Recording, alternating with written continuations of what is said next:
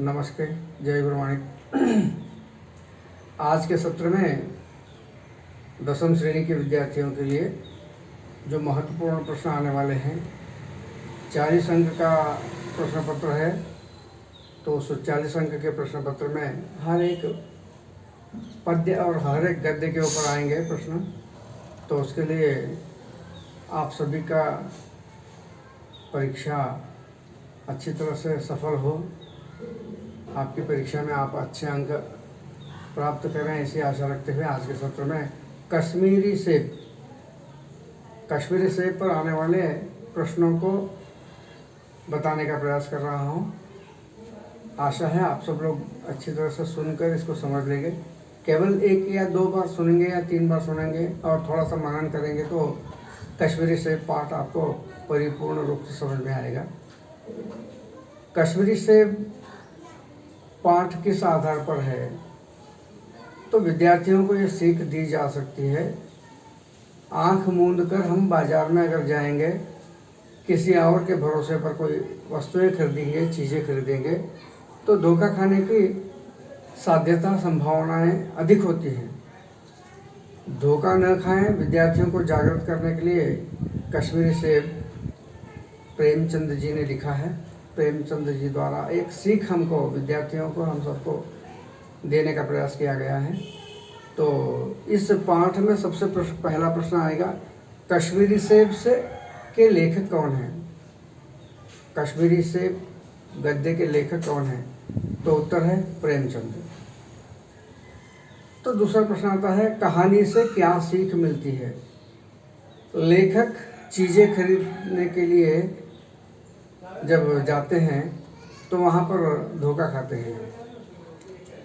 तो उस धोखे से बचने के लिए जागृत रहना है और हम चीज़ें हमारे मर्जी से हम अच्छे देखकर चुनना चाहिए ताकि हम धोखा ना खा सकें।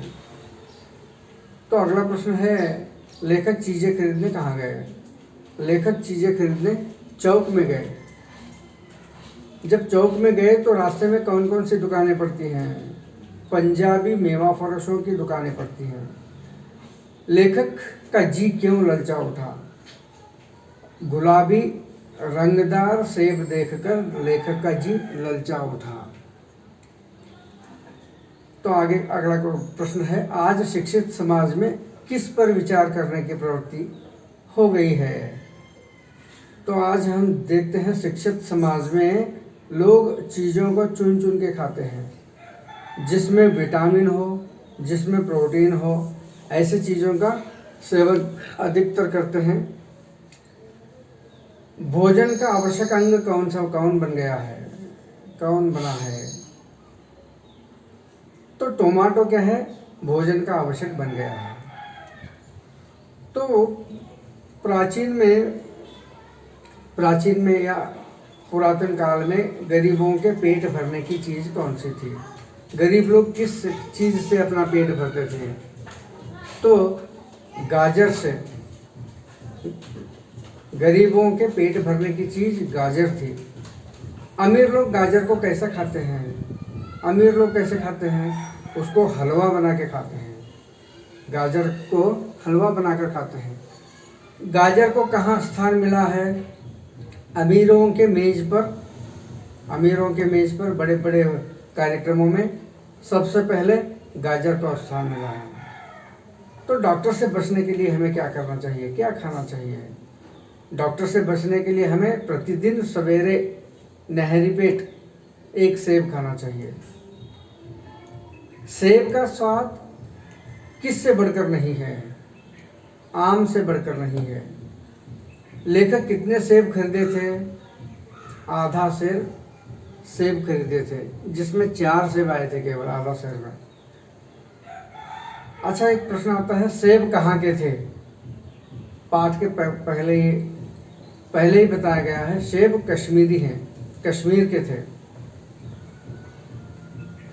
लेखक को किसने सेब दिया? लेखक को किसने सेब दिया?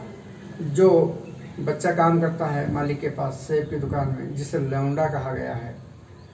लौंडा कितने सेब दिया? लेखक को 4 सेब दिया। लेखक कितने पैसे दिए? 4 आने पैसे दिए। फल खाने का समय कौन सा है? फल खाने का सेब है प्रातः काल। तो पहला सेब कैसा था? सड़ा हुआ था, 1 रुपए के आकार का छिलका गला हुआ था सेब का। तो दूसरा सेब कैसा था? आधा सड़ा हुआ था। तो तीसरा सेब कैसा था? दब गया था, पिचक गया था। चौथा सेब कैसा था? एक काला सुराख जैसे बेरों में होता है। सेब के बीचों बीच एक काला सुराख गिरा हुआ था जैसे सेब बेरों में होता है। लेखक को क्यों दुख हुआ? लेखक को क्यों दुख हुआ? क्योंकि चारित्रिक पतन, राष्ट्र में जितने भी व्यापारी हैं उनके चारित्रिक पतन को देखकर जानबूझ के लोग धोखा देते हैं ना। पैसों की चिंता नहीं थी उनको, लेखक को, लेकिन कैसे चारित्रिक पतन हो रहा, कैसे थोड़े से पैसे के लिए अपना ये खो रहे हैं, मान सम्मान खो रहे हैं, इसलिए दुख हुआ। धोखा खाने में लेखक का भी सहयोग था। कैसे? केवल दुकान वाला ही धोखेबाज नहीं है, यहाँ पर धोखा खाने में लेखक का भी सहयोग था। कैसे सहयोग था? उस दुकान वाले के ऊपर विश्वास करके अपना रुमाल उनके हाथ में दे दिया, न सेब को लेते समय देखा, न घर में जाते ही देखा, सवेरे देखा। लेखक का काम क्या था? जो पैसे दे रहे हैं तो सेब कैसे हैं सभी घुमाकर देखना था। ये हम सहयोग, लेखक का धोखा खाने में सहयोग है और ये प्रेरणा भी है। फल बेचने वाला कैसा था? बेईमान और धोखेबाज।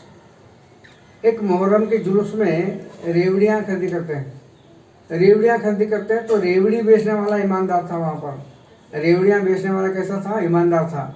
लेखक किस मेले में क्या खरीदे? रेवड़ियाँ खरीदी किए, मुहर्रम का मेला था। भूल कर कितने रुपए दिए थे लेखक? उस रेवड़ी वाले को 8 आने दिए थे। रेवड़ियाँ कितने की थी? 1 पैसे की थी। प्रेमचंद जी का जन्म कब हुआ? 31 जुलाई 1880 में हुआ। प्रेमचंद का वास्तविक नाम था धनपत राय। प्रेमचंद किस विभाग में काम करते थे? प्रेमचंद जी शिक्षा विभाग में काम करते थे। प्रेमचंद जी कैसे कथाकार हैं? यथार्थवादी, जो देखते हैं उसी को लिखते हैं। प्रेमचंद की कहानियाँ कहाँ संकलित हैं? प्रेमचंद की कहानियाँ मानस सरोवर नामक संकलन में संकलित हैं। तो आज का ये जो सत्र है, मुझे आशा है कश्मीरी सेब पर आने वाले सभी 1 अंक के प्रश्नों को हमने बताने का प्रयास किया है। आप इसको मनन करेंगे, सुनेंगे और 1-2 बार लिखेंगे तो आप परिपूर्ण रूप से, संपूर्ण रूप से उत्तर लिखने के काबिल बन जाएंगे। ऐसी मैं आशा करते हुए आज का ये सत्र यहाँ पर संपन्न करता हूँ। जय हिंद, जय कर्नाटक।